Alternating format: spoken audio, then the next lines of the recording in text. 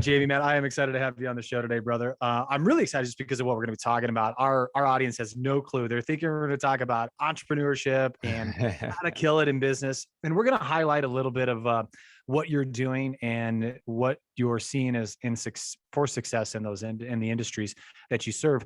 But you are you're a collegiate All-American. You are a retired military officer as well too. You run multiple companies now. You're a father, a husband. You wear many hats, and you continue to strive for excellence in your life, which I absolutely love. Give our audience a little bit of a background, what you did in college, how you got into the military, and then really maybe fast forward us to how you got to the positions that you're holding right now. Sure. I'd love to. No, I didn't make it to the pros, like some of us on this call, but no, sports was always a huge part of my life growing up. And actually I did play baseball for 6 years as a kid, and loved it. Really did. I loved it. My father was a lacrosse referee though, and we're in Maryland, which is kind of one of the hotbeds of lacrosse, if you will. And he never pressured me to try lacrosse, but then one year I played both baseball and lacrosse, and it was no contest. So I just loved the kind of action of it and everything. And so fast forward, really focused on lacrosse as far as other than, outside of academics, and got pretty good. I went to Gettysburg College. At one point my senior year, we were number one in the country. And we ended up, I like to reminisce, so thank you. We were number one, and we actually beat both the teams that were in the national championship. But those were the glory days. It really, had a major impact on, on me and my just kind of foundation, and just being a part of a team and being a part of something bigger than myself was instrumental in I think who I am today. So yeah, I mean, it was, as you know, a ton of time and work and, effort and goes into becoming good at a sport or any kind of craft like that. So I think one thing we might touch on is once I got, everything kind of came crashing down, and maybe not quite as dramatic as your situation was, but I did have a lot of identity wrapped up. My identity was really wrapped up in sports, and then it was boom, gone overnight. So we can talk about that, but yeah, that's kind of some of the background as far as how how lacrosse was a big factor in my life. Now you went from there, and then did you go into the military right after college? I did not. I didn't know what I wanted to do, and eventually got a quote unquote real job. And that was actually in the title industry, and then I worked for a mortgage broker for a while. I did try coaching lacrosse for a bit, but wasn't making enough to really make it worthwhile. Yeah. The military came into play when I just wasn't satisfied at my W-2. And I just said, I just want something, again, bigger with a little more purpose. I want to do something. I don't want to just earn a paycheck. I want to make a difference. And I think I'm sure your audience can relate to that. So I actually joined the reserves technically. I ended up doing about 4 years of active duty time within my reserves, 8 years. Served in Iraq and went through federal officer candidate school, ended up getting out as a captain. Very happy that I did the military service and was able to serve in that capacity, and became a much better leader and better man because of it. I'm also happy I'm no longer in the military. So it was really a matter of trying to do something, serve a greater cause, I guess.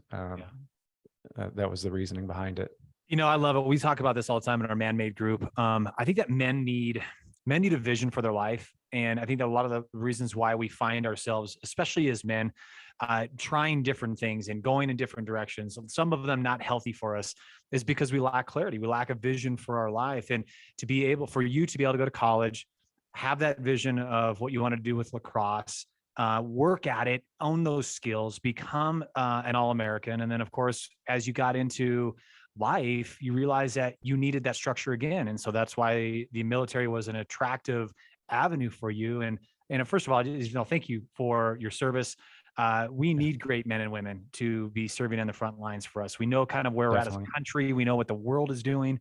And you're right. I mean, you kind of made a comment about like, you're glad you're not in it now. And I don't know if you're talking about just because of all the crap that they got going on in the military, but I would imagine that that's probably some of it too. Is we're just seeing So this. that's certainly some of it. It's also that I just turned 47 years old, Yeah, well, that's true too, right? We're not, neither one of us are getting any but younger, no, but the reality was I had a lot in this. We can get into kind of entrepreneurship as well, but just a lot going on with family, and the just like with anything else, the higher up you go, not, I was a captain. It's lower officer, not crazy high, but the higher up you go in anything, the more responsibility you get and the more commitment that's required of you.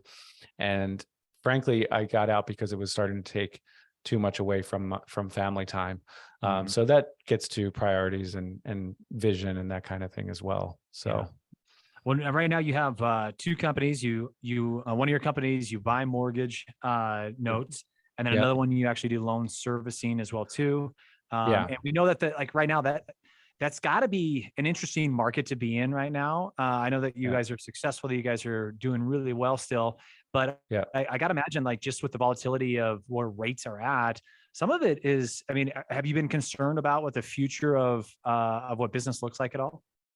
Well, there was certainly with COVID, there was some slowdown with regard to transactions and things like that. But the reality is on our mortgage note side of things, we buy notes that have been originated for probably 1 to 10 years. So the truth is, it really didn't have a major impact on our operations. We have two different note funds, one that's open currently still for investors. And so we do raise capital and we do put those funds to work to earn a preferred return and hopefully more than that for our investors. But it really hasn't affected things on our side. And actually, I do think we're starting to see an uptick in non-performing notes, which is part of our business model. So if anything, I do think there's more opportunity on the horizon for the non-performing note investor. And, unfortunately with inflation and a slowdown in the economy and a lot of other factors, more and more, we're seeing delinquencies rise with regard to all kinds of debt. But we focus on first lien mortgage notes. That's really my bread and butter right now. I have a background in single family rentals as well, but we also started this servicing company. And I think I need to make it a little more, I know you talked about on my podcast, Josh, you talked about the spokes of the wheel that you have going on with your own businesses. And in some ways it's similar, where everything we do relates to single family residential investing, whether that's the physical real estate as a rental property, or whether that's mortgage note investing, or whether that's loan servicing. They're all kind of connected in some way. Gotcha. Well, you said you said a phrase there, and I just want our audience to understand exactly what it is. The non-performing notes. Yeah. Would you just talk specifically on what that is? Absolutely. So I like to break this down, as a lot of people are familiar with, single family rental properties, and also maybe a fix and flip on a house, right? Rehab and sell the property rather. So a non-performing note, to answer your question, is much like a fix and flip on a property. The difference is we're buying the debt. So we actually become the bank. I'm not a bank, but we step into the shoes of the lender who originated that loan. The borrower is not paying, or they're at least 90 days delinquent. So most of your audience probably pays their bills for the most part, I would guess. Right. So in some, they may be a little bit surprised to hear that people just don't pay their mortgage. Well, that does occur. And in the non-performing note space, we can buy a note at a significantly discounted price because it's a distressed asset, just like a distressed property that has issues. It needs to be fixed, right? Fixed up. So on the non-performing side, we can buy that debt at a maybe 50% of the principal balance, add value to that note. And that's a whole, podcast episode in and of itself. Sure. And then there are many different ways to exit that asset. So let me just kind of recap for a second. Performing notes are much like cash flowing rental properties. They keep the lights on, you get a payment every month, you're buying that for yield. Okay. So which is important. A non-performing note, we're buying the debt on a note or mortgage that the borrower is not making payments. How do we, we have to add value to that asset either by getting it reperforming and then selling that as a reperforming note to another note investor at a price point higher than what we paid for it, Right. or potentially exiting through foreclosure, deed in lieu of foreclosure. Maybe we get a payoff, maybe they file bankruptcy. You don't always know, but if you're buying right, you should be able to make a profit. So the non-performing note, there's a more clear entry point and more clear exit point. I should, as far as you're trying to add value and then sell for a profit.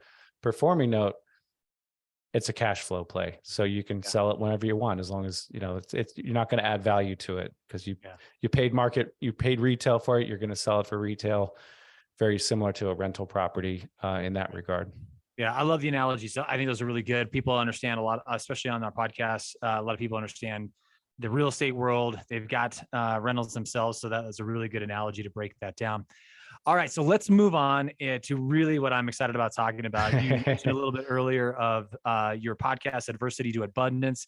And much like, I think much like both of our podcasts here, what our audiences want to hear is they want to hear the rawness, I think, and people. And, Absolutely. and they want to know that they're not the only ones on the island that are going through challenging times. And as great of a success story as you have when it comes to the businesses that you're running, the stuff that you did as a collegiate athlete, obviously getting into the military as well too. You've got an amazing wife, you got great children, but you go through challenges and you go through some adversity. And one of the things that you and I were talking about is you have a son that's autistic. And that, that pulls at my heartstring. I've got a brother that has an autistic son. And I know the challenges that they're faced with on just a day-to-day basis. And I would love for you to just kind of to share with our audience, what do you go through that probably people don't know about, but you're able to thrive through it. Not saying that it's always easy, right? But you've made a conscious decision that it's not going to define how you're going to live your life in a negative tone. Yeah, I mean, there's many ways I could approach that. It is, look, I completely agree with you. And I really appreciate the sentiment as far as life isn't all rainbows and butterflies and unicorns. And, that's really what my podcast is about as well. Like you mentioned, it's facing the reality that we all go through hardship. We all go through adversity. That's both on the business and personal side. I don't believe in overnight successes. Anybody who's a success has gone through lots of trials and tribulations. So it's difficult in the moment, it certainly always is. I'm not necessarily seeking out adversity. I don't want more problems, but you do have to, in talking with other people and understanding what other people are going through, you do come to realize, look, no one's guaranteed an easy life. We're going to face challenges. So that to me is comforting to know that this is expected, actually. So it's not a surprise. We don't know how that's going to materialize, but specifically with our son, it has gotten more challenging in the last few months. And we've had some serious struggles with regard to, him not speaking and then getting more aggressive and things like that. So we're working through that. But I mentioned to you before we hit record, I spoke with someone just 30 minutes ago who's going through a very similar situation. And it's helpful to know that, like you said, I'm not on an island. There are others going through this. There are people who have it much worse, frankly. So, you got to keep the focus on your North Star, if you will. And, there are positives that have already come out of this. My wife and I are closer because of it. Certainly there are times where we feel like we're further apart because of it, but we've kind of gotten on the same page. And I think our relationship is stronger because of the challenges with my son. So, it's a challenge. It's not over. But I don't think anything in life, anything that's easy really doesn't have much value anyway. So I know that positive things are going to come out of this, and we continue to have hope. So yeah, I mean, it's a challenge. That's so good. I love that you brought in there that you have hope. Because it's really been a theme already for this year. I was talking to, once again, as you and I spoke earlier, but I was talking to our team earlier this week about, we're 12 days into, or a couple weeks into this new year. And I know a lot of people are already gotten derailed. I know that a lot of people went into this year going, okay, this is the year I'm going to change. I'm going to do this. And they're motivated. And then life happens and distractions come into place. And some of them they're hard. Some of them are things that just completely sideswiped you, family issues, financial issues, things that you didn't expect, or things that you thought were over. I mean, I was talking to a buddy today, and he's like, man, he goes, I'm already over 2023. And I'm like, dude, it's way too early. Like, you can't have this, you can't have that mindset yet. What do you do? What do you do? I love that you brought in the fact that you and your wife, through these challenges, have made a decision and are very aware of the fact that you're growing closer to each other. But what are you doing to make sure that you are moving forward, even in those times of distress, even in those times of challenges that can seem insurmountable? I think we've, all right, you want to know? Yeah, that's why I asked the question, dude.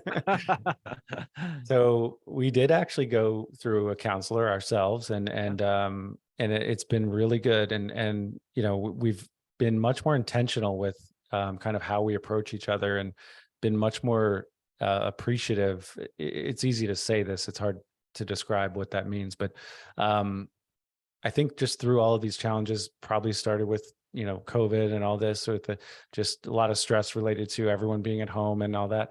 And then with our kids being extra challenging, or at least it's challenging as the next kid, I guess maybe. We eventually decided that our relationship was too important to not have some professional help. And it wasn't a matter of, I'm out of here tomorrow, blah, blah, blah, something like that. But the reality is, you've had coaches as an athlete. I had really good coaches as an athlete. Why would we not have a coach helping us through this very important relationship? I mean, and I think it's helped my daughter see that a healthy relationship, what that looks like in the household. And so we worked through a therapist, to be honest with you, and set some things in place that have really benefited us. And now it's like, we still need to be intentional about that, but that's a huge stress relief right now, is knowing that my wife and I are on the same page, and now we can work, through these issues as a team. And I guess that's if there's anything we can take away from this, or at least I'm hoping your listener can take away, is that, and I see this on my podcast, how do people get through adversity? Yes, you need to focus on yourself at some point. Yes, you need to acknowledge that you have things going on a personal level. You don't want to pretend you don't have problems.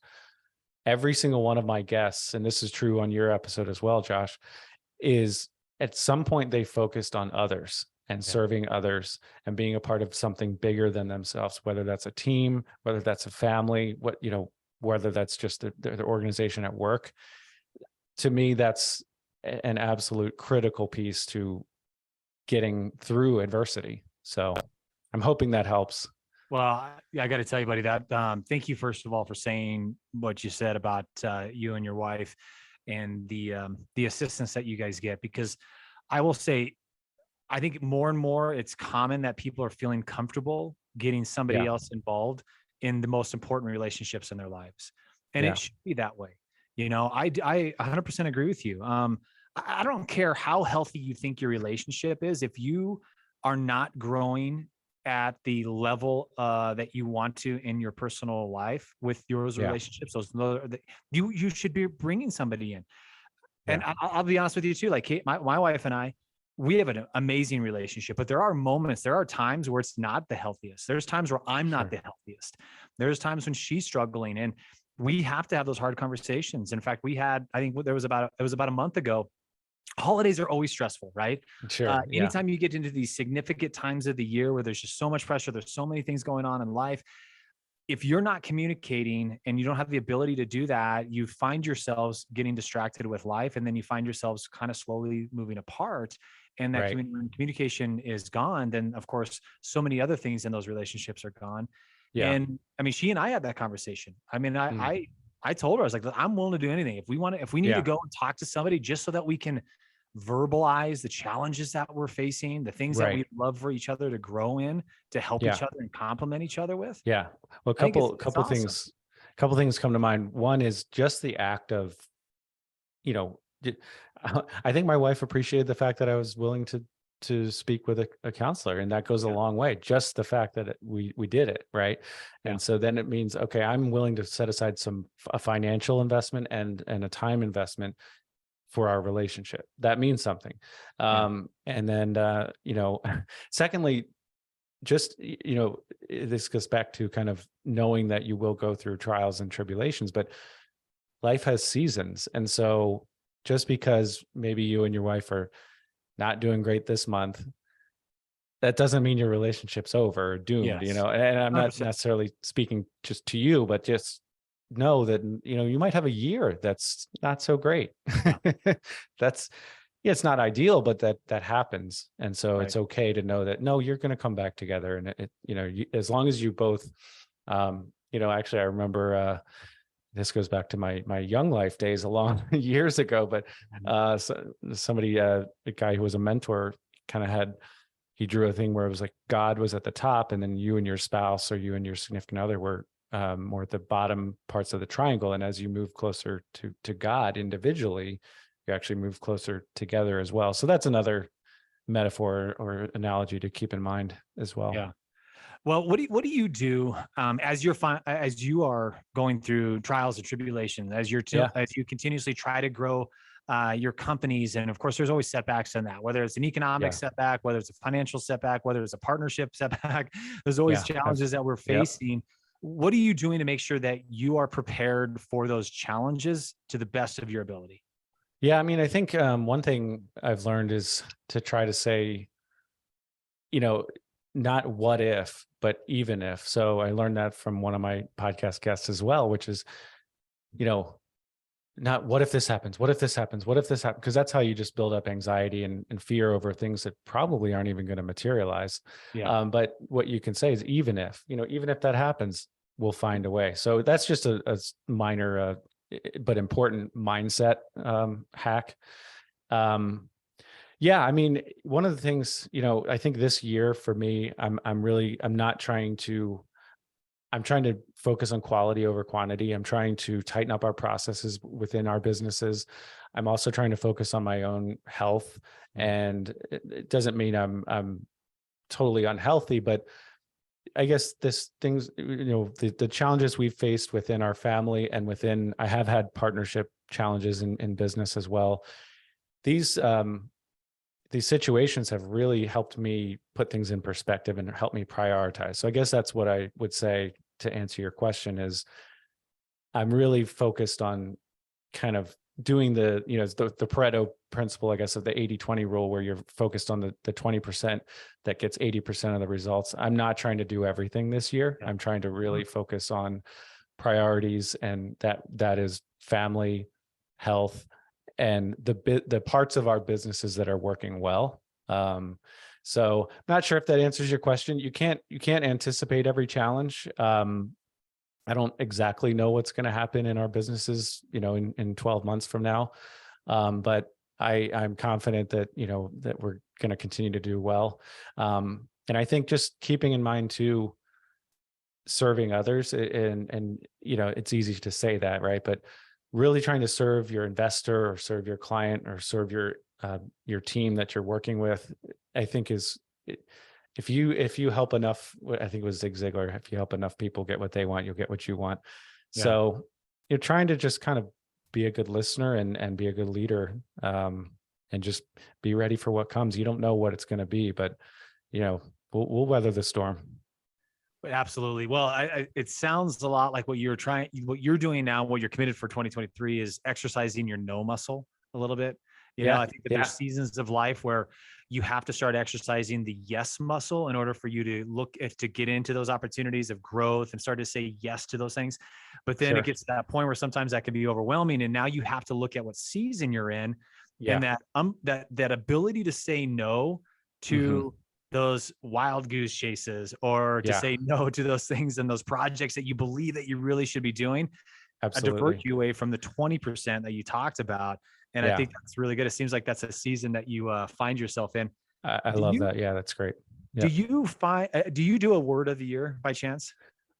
I don't. Maybe I should. Well, it wouldn't be a bad idea. I've just had a lot of conversations. It's John Gordon, and I know they I had know who a he is. gentleman on it, but as John Gordon, one word, a one word for your year is the book. It's a super easy, it's a 3-bathroom book. So by the time you go to the bathroom 3 times, you'll read that sucker. And but it's a really great thing because it gives you, once again, that vision for, and or at least helps you get a word for the vision of what you want. Yeah. I've listened to some of his podcasts. He's super positive. I've read a lot of his stuff, and he's very encouraging, inspiring. So yeah, I should implement that. Do you have one this year? I do. Yeah. Okay. We've been doing it in our organization. So one of the things that we've discovered is that it's so important for the people that come into our organization, whether they are like a staff member or somebody that is a part of leadership, or if they're an agent or they're part of one of our organizations, we always give them the book because we want them to identify the word that inspires them in all of those areas of life that, well, you talked about business, health, and life. We talk about 5 foundations, but you can break it down to just business, health, and life. And for me, it's always a process to discover that word. I usually take the end of the year to do it. And sometimes it comes to me within 24 hours. Sometimes it comes to me in like 24 days. And this year's word is not sexy at all. It's just kind of an interesting, weird word, but it means so much to me. And the word is overflow. And it really comes from a story that happened with me when I was with my youngest daughter, who's 9 years old. I was getting ready to get into the ice barrel. And as I was kind of complaining to her a little bit how cold it was going to be in the morning, she didn't want to have anything to hear about it. And she literally just looked at me and she just said, Dad, you chose this. And it was just such a great, so good. Such a good coaching time, thank you for that. I needed that kick in the butt. Right. That's and so awesome. It's a lot like what we talked about today. And that's why I was so excited to be, to be speaking with you, and thank you for being open and vulnerable. Yeah. Is that everything in our life we've chosen, right? We might not have chosen the effects of all of the stuff, right? Like you could not choose the fact that your son has autism, but you and your wife had chose to have a child, and you have this beautiful, amazing boy that is just going through a challenging time of his life, which is impacting you. But you have chosen to be a father. You've chosen to be a husband. You've chosen to have these businesses in your life. And 100%. A lot of times we play victim to it. Yeah, I love that. And, I think of Jocko Willink and the extreme ownership. And, people will ask him, well, so it's my fault I got cancer or something and it's like, no, it's not necessarily your fault, but it's your problem, if you will. And he doesn't say it like that, but you got to own it.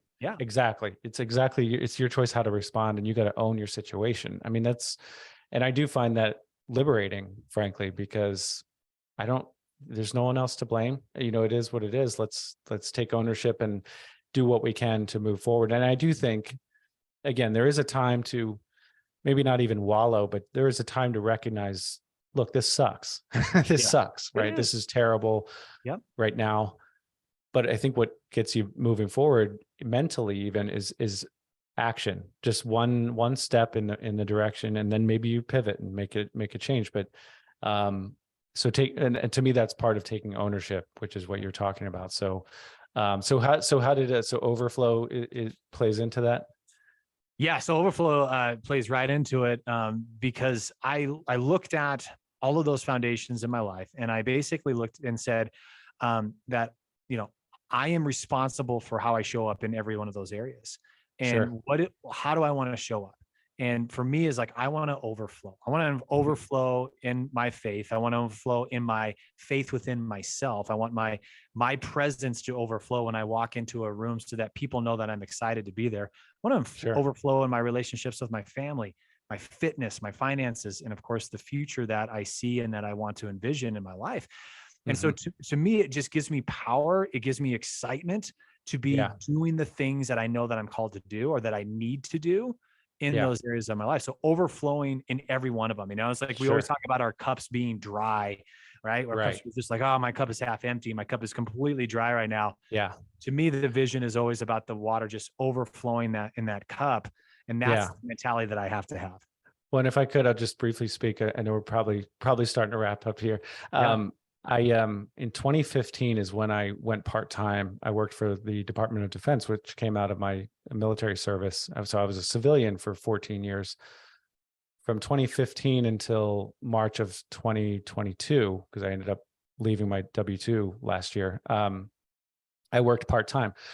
All of that is to say that I made a big mindset shift in 2015 where I stopped watching the news. I mean, I was watching cable news, but it's like every night. I mean, and just stopped paying attention to all this nonsense that I couldn't control. And what I'm getting at is, look, that political issues are important. The war is very real. They're very real global issues that I'm not pretending don't exist, right? But the reality is we have a lot more impact and ability to impact and a lot more control over things right around us than we give ourselves credit for. Yeah. And one of the first steps, at least for me, was to let go of the things I couldn't control. And so stop worrying about these global issues that personally I don't have any control over. Stop worrying about somebody else's family, maybe pray for them or something, but I don't have any control over that. And because that's a victim mindset or mentality, is, or at least it's a weak place to live, even if it's not a victim mentality. It doesn't allow for me to take action and create impact. Bring that focus a little bit closer to home and realize, actually, I have a lot more ability to impact my family, my friends, my neighborhood than I do if I'm focused on all these much larger global issues. So that's just something that really helped me. What I started to do was look around and say, you know what? I'm going to start buying rental properties. My father has been a real estate agent for decades. My brother was a loan officer, still is. I worked at a title company. So did my wife. You start pointing to the strengths in your team around you, and you start saying, no, this is what I have going for me. And it's impossible to feel like a victim when you are focused on those, that gratitude and the things that are in your corner. So I just wanted to throw that in there because it was a big shift for me mentally. And I think that can hopefully help your listener as well. Yeah. Love it, brother. I appreciate it, man. Well, as we do wrap it up, a Yeah. couple things. One, I just want to remind the people that you do have your podcast, Adversity to Abundance. Everybody That's go and right. look that up. You can find that on all of the outlets for podcasts. Jamie, as we end the podcast, I would love for you to just pour into our people. You just gave them some great advice about, hey, listen, stop paying attention to the things you can't control. Start paying attention to things you can control, but pour into them right now. Once again, like I said, we're a couple weeks into the new year. Some people are getting distracted because of the things that are happening already in their lives that maybe they weren't anticipating. Some of them are not motivated anymore, even though they have these big goals that they want to achieve. Pour into them, if you don't mind, as we wrap this up. I mean, I think it's all about, understanding who you are, but more importantly, life is all about relationships and serving others and being a part of something bigger than yourself. So look around, what matters to you? It's the people in your lives, right? So how can you show up for them? I mean, that's really what gets me out of bed in the morning, is trying to be the best father I can be, the best business owner I can be to help serve my team. And I try to say this to my son. We're not quite there yet, but just trying to focus on others, I truly believe will give you the most purpose and the most value in your own life. So entrepreneurship, I know your listeners are, largely entrepreneurs. Mm-hmm. It's not always easy. And frankly, it's not for everyone. And so, I think a lot of it in that regard has to do with understanding who you are and who you're trying to serve. But it's all about people. I mean, that's really what my biggest takeaway is. 100%, buddy. I love it, man. You're absolutely right, dude. It is all about people. And for all of you that are listening to this, hey, go follow Jamie. You know that he's got some great stuff out there. His podcast is amazing. He's got great guests on it. And then, of course, obviously, you guys know the price of admission for this podcast is to share it. Somebody that somebody that's in your circle needs to hear these words of wisdom. I loved it when he talked about the not what if. How about try the even if those things happen in life? So, all right. Absolutely love you all. Have a fantastic rest of your day, and we will talk to you soon.